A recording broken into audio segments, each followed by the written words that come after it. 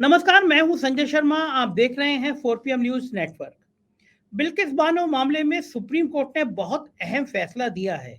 कुछ तकनीकी पॉइंट ऐसे हैं जिनको समझने की जरूरत है, मुझे भी और आपकी।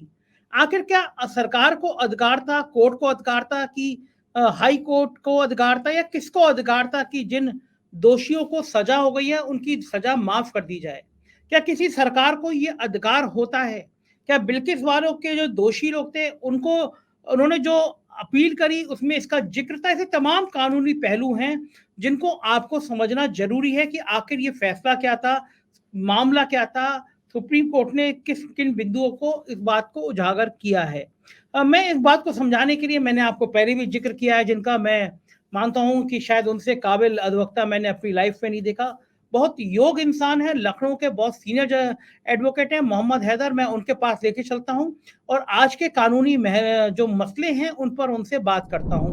बहुत बहुत स्वागत है हैदर जी आपका। एक ऐतिहासिक फैसला हुआ है जिसने पूरे देश में आज उम्मीद की किरण जगाई है, क्योंकि एक 21 साल की बच्ची के साथ सामूहिक बलात्कार होता है। उसकी बेटी की उसके सामने हत्या कर दी जाती है, उसके परिवार की हत्या कर दी जाती है, और फिर हत्यारों को राज्य सरकार छोड़ देती है। सुप्रीम कोर्ट ने आज उन सबको फिर 2 हफ्ते में जेल भेजने को कहा है। आप मुझे समझा सकते हैं कि मसला सुप्रीम कोर्ट ने किन किन बिंदुओं पे कहा है कि ये सजा पूरी करना चाहिए, रिहाई गलत थी? सुप्रीम कोर्ट ने किन बिंदुओं पे ये अपना फैसला दिया है? संजय भाई, अगर बिल्किस बानो के जजमेंट की हम बात करें और जो रिमिशन का जो ऑर्डर हुआ था 10 अगस्त 2022 को, जिसके माध्यम से इस हीनियस क्राइम के जो अक्यूज थे उनको रिमिशन दे दिया गया था, तो सबसे पहले इस मुकदमे की पृष्ठभूमि जानना हमारे लिए बहुत आवश्यक है। हुआ क्या था और इसकी टाइमलाइन क्या थी, और ये मामला सुप्रीम कोर्ट तक कितनी बार पहुंचा और क्या क्या हुआ इसमें। This is very important for us to know. तो अगर आप गोधरा कांड की बात करें, जब ये गोधरा कांड हुआ था तो आई थिंक ये 27 फरवरी 2002 की घटना थी, जब बिल्किस बानो, उसकी एक कजन और उसकी मदर, 3 महिलाओं का बलात्कार हुआ था। इसकी बच्ची का मर्डर हुआ था और कुल मिला के 8 माइनर्स का मर्डर हुआ था। इसकी एफआईआर अगर आप देखें, घटना जो थी 27 फरवरी 2002 की थी। एफआईआर इसकी 4 मार्च 2002 को दर्ज हुई, और जैसा कि एक्सपेक्टेड था इसमें फाइनल रिपोर्ट लगा दी थी, क्लोजर रिपोर्ट लगा दी थी पुलिस ने 25 मार्च 2003 को ही। उसके अगेंस्ट बिल्कुल बिल्कुल सुप्रीम कोर्ट गई और फिर सुप्रीम कोर्ट के डायरेक्शंस पे इसका इन्वेस्टिगेशन हुआ। और इसमें फिर इन्वेस्टिगेशन जब हुआ तो सीबीआई ने इसकी एक चार्जशीट दाखिल करी 19 अप्रैल 2004 को। उसके बाद फिर जब ट्रायल प्रारंभ हुआ तो बिल्किस बानो ने सुप्रीम कोर्ट के सामने एक अर्जी की थी कि साहब गुजरात में हमारा इसका फ्री और फेयर ट्रायल नहीं हो सकता। तो जो भी वादी मुकदमा होता है उसको ये राइट होता है संजय भाई सीआरपीसी में, कि अगर हम एक्सपेक्ट ये कर रहे हैं कि हमारे साथ फेयर ट्रायल नहीं होगा तो उस हम ट्रायल को ट्रांसफर करने के लिए रिक्वेस्ट कर सकते हैं। और सुप्रीम कोर्ट ने इस पूरे मुकदमे का ट्रायल जो था महाराष्ट्र में बॉम्बे की एक कोर्ट को ट्रांसफर कर दिया था। वहां पे पूरा ट्रायल हुआ, डिटेल में ट्रायल हुआ, और फिर 21 जनवरी 2008 को जो स्पेशल जज था ट्रायल कोर्ट का, उसने फिर 11 अक्यूज को कन्विक्ट किया, लाइफ इम्प्रिजनमेंट दिया उनको। उसके बाद फिर वो हाई कोर्ट गए, बॉम्बे हाई कोर्ट ने अपहोल्ड किया उनका जो भी कन्विक्शन का सेंटेंस था। उसके बाद फिर वो सुप्रीम कोर्ट गए, सुप्रीम कोर्ट ने भी 2017 में इनका जो कन्विक्शन था उसको अपहोल्ड कर दिया और सेंटेंसिंग भी अपहोल्ड कर दी।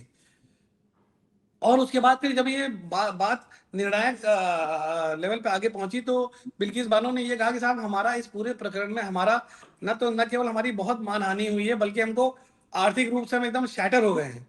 तो इस प्रकरण की विशिष्टताओं के दृष्टिगत सुप्रीम कोर्ट ने अपने आदेश दिनांकित 23 अप्रैल 2019 के माध्यम से स्टेट गवर्नमेंट को 50 लाख रुपए कंपनसेशन देने की अनुशंसा करी।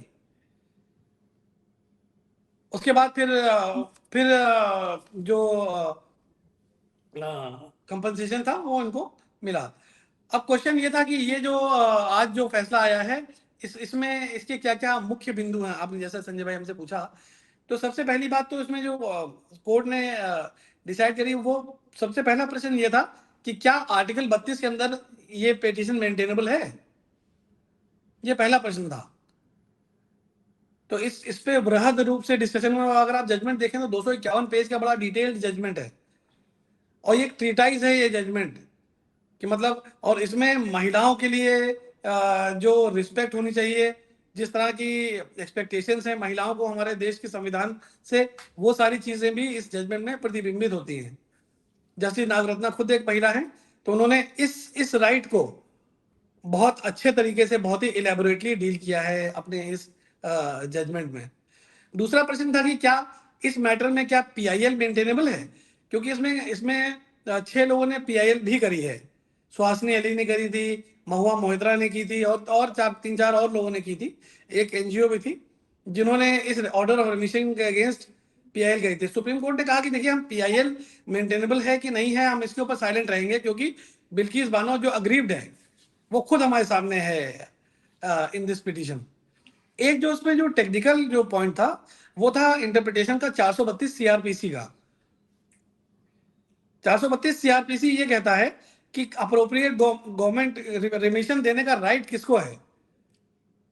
तो 432 का जो अगर सब क्लॉज 7 में हम सीधे चले जाएंगे तो उसमें है कि मैं आपको पढ़ दूं, वो है in the government of state within which the offender is sentenced or the said order is passed।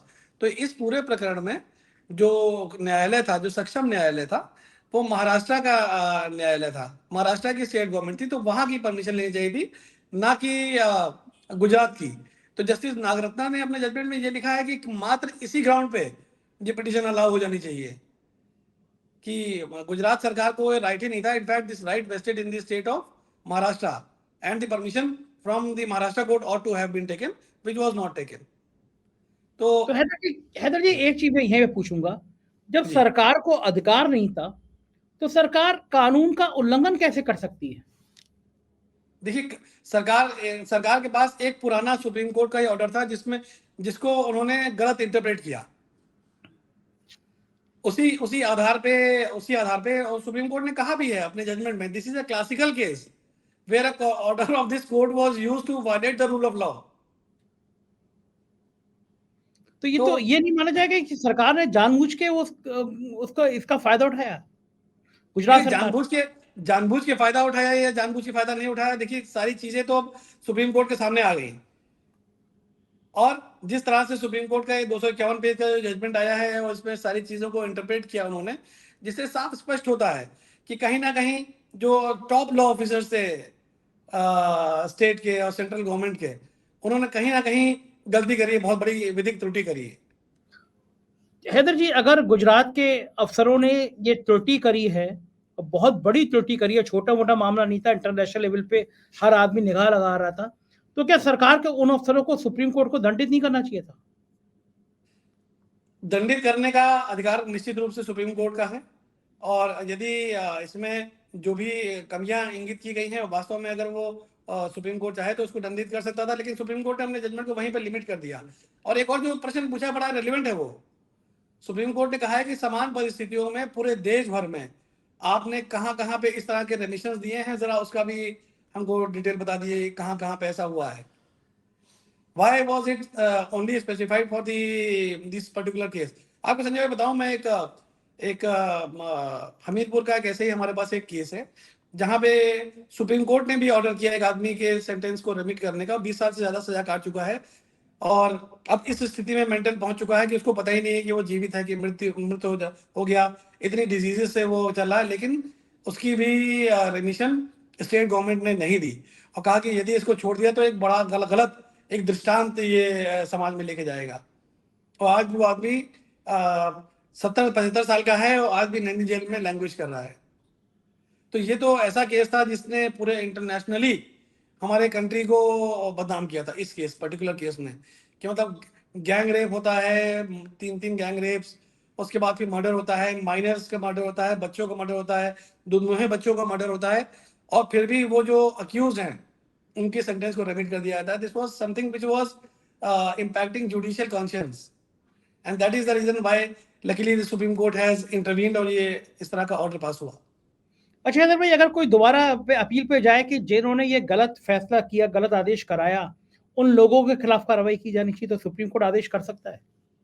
देखिए, ये डिस्क्रिशनरी रेमेडी है। अगर वो उनके पार्ट पे ये दिखा दें कि कोई भी, फिर मैं आपको बताऊंगा कि अगर इंटेंशनली कोई भी ऐसी चीज की गई है and we are having a document trail to prove that, definitely supreme court can interfere. क्योंकि मैं देखता हूँ ना कि कभी-कभी ऐसा होता है कि जो मुख्यमंत्री होता है, जो नेता होते हैं, उनके इशारे पे अफ़सर कुछ भी करने को तैयार रहते हैं। तो कहीं तो रुकना चाहिए ना, कि अगर मुख्यमंत्री गलत कह रहा है तो अफ़सरों को समझना चाहिए ना, साइन उनके होने हैं। सुप्रीम कोर्ट तक मामला पहुँचा, दंडित उनको होना है, तो एक चेन तो कहीं रुकनी चाहिए ना।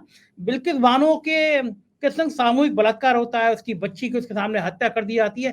ऐसे मामले में भी अगर अफ़सर लापरवाही बरत रहे हैं और हत्यारों को और बलात्कारियों को छोड़ने का फैसला कर रहे हैं, तो दंडित तो होना ही चाहिए ना। अच्छा होता सुप्रीम कोर्ट ही आज इन लोगों को दंडित करता कि कौन लोग दोषी हैं, उनको खिलाफ भी कार्रवाई की जाए। निश्चित रूप से अगर इस तरह की एक शुरुआत होगी तो कम से कम ब्यूरोक्रेसी में थोड़ी सी इस बात की सेंसिटिविटी आएगी कि they have to speak what is correct, they have to align themselves with the constitutional mandate, जो कहीं ना कहीं कॉम्प्रोमाइज होता दिखता है। हैदर भाई एक चीज और पूछूंगा कि अब क्या होगा, 2 हफ्ते में इनको सरेंडर करना है, तो इनको अब कितनी सजा और काटनी होगी? क्या पूरी उम्र अब इनको जेल में रहना होगा? देखिए ये सबको लाइफ इम्प्रिजन मिला हुआ है, तो इनको सरेंडर करना होगा 2 हफ्ते के अंदर और फिर पूरी सजा काटनी होगी। लाइफ लोग कहते इम्प्रिजनमेंट मतलब हुआ कि जब तक आप जीवित हैं तब तक आप जेल में रहेंगे। लोग कहते हैं उम्र कैद का मतलब ऐसा होता है कि वो 14 साल बाद छोड़ दिया जाए। लोगों के मन में भ्रम है, ये हाँ, भ्रांति है। ये एक पुरानी पहले स्थिति ये थी, लेकिन अब सुप्रीम कोर्ट का इंटरप्रिटेशन आ गया, imprisonment for life means till death. Okay, यानी अब इन लोगों को पूरी जिंदगी जेल में काटनी होगी, जिनको भारतीय जनता पार्टी के नेता संस्कारी ब्राह्मण बता रहे थे। अब वो पंडित जी लोग जेल में काटेंगे, क्योंकि उन्होंने जो बलात्कार किया, जो हत्या करी, उसका दंड उनको भुगतना होगा। बड़ा शर्म की बात है कि देश के सांसद और मंत्री उनको संस्कारी ब्राह्मण बता रहे थे। बहुत बहुत शुक्रिया हैदर जी, आपने अपना इतना कीमती समय दिया। इस जानकारी के लिए बहुत बहुत आभार, धन्यवाद आपका। तो ये थे मोहम्मद हैदर, बता रहे थे कि इस घटना का तकनीकी पहलू क्या है, सुप्रीम कोर्ट के जजों ने ये ऐतिहासिक फैसला किन तथ्यों के आधार पर दिया। हम कोशिश करेंगे कि हैदर जी से इस तरह के जो कानूनी पहलू हैं उन पर जानकारी करते रहें, आप तक पहुंचाते रहें। आपकी राय, आपके कमेंट का हमें इंतजार रहेगा। चैनल को सब्सक्राइब करिएगा, ज्वाइन करिएगा, हमारे राज्यों के चैनल को भी सब्सक्राइब करिएगा। शुक्रिया, थैंक यू।